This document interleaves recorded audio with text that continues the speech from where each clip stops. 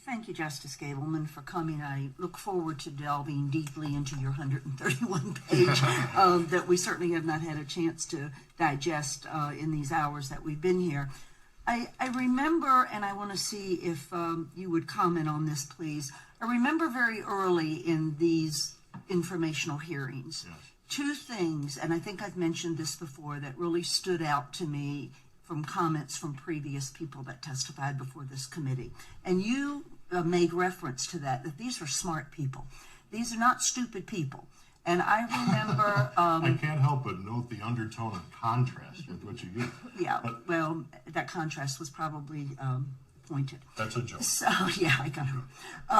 So, two comments were made very early on. The number one comment was, you as a committee have your work cut out for you because these are worthy opponents. I remember that was the phrase. No, you didn't say it. It was a previous person. But the term worthy opponents was made. I understand Mr. Becker is tweeting about me as we speak. So David, hello again. We meet again.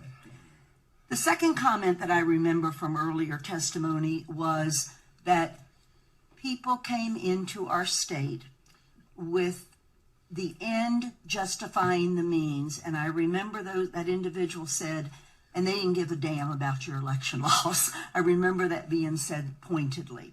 So some of what we've learned from you today reinforced to me that there were election laws that were broken. Yes, but I think the second part of that is that because of the vagueness of some of our other election laws, right, it allowed some of these things to occur that we would never have in a million years thought that all that money would be pouring in. And so there were advantages taken because there was some flexibility in our election laws.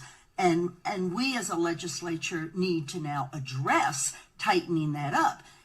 That's a very difficult thing to do under the current administration, and it's very frustrating because I think we have attempted to do that. So we've got two issues here. We've got election laws that were, I believe, blatantly ignored, and then we have other laws that are not as tight as they should be to prevent some of this other stuff from happening. So if you would comment on that, please. I think, and this is an overarching legal issue that I have noticed come into play in all of the factual background concerning this election administration process that I've been describing, and that is that the parties who are concerned, the relevant actors who I've been talking about, along with WEC and Ms. Wolf and the again, very smart lawyers. I shouldn't diminish them by saying bureaucrat. They're very smart people, and they're very dedicated to their cause. They're well-funded. And they're well-funded. But here's the fundamental difference. So much of what you're describing results from a view of the law with which I disagree, that says if the law, if someone from of Eric or who knows who was here, they would say, well, the law didn't prohibit it. The law didn't prohibit it. No, the law didn't prohibit it because no reasonable person would ever anticipate that such a thing would be done, and we didn't think we had to write it down. And so I think that line of thinking might get them in the door.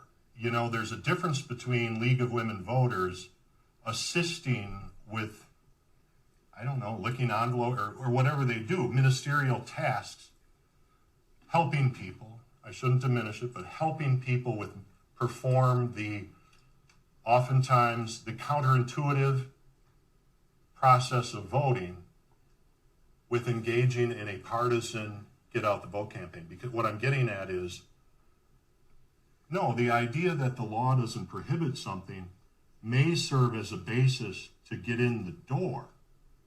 But once you're there, it doesn't serve as a basis to burn the place down.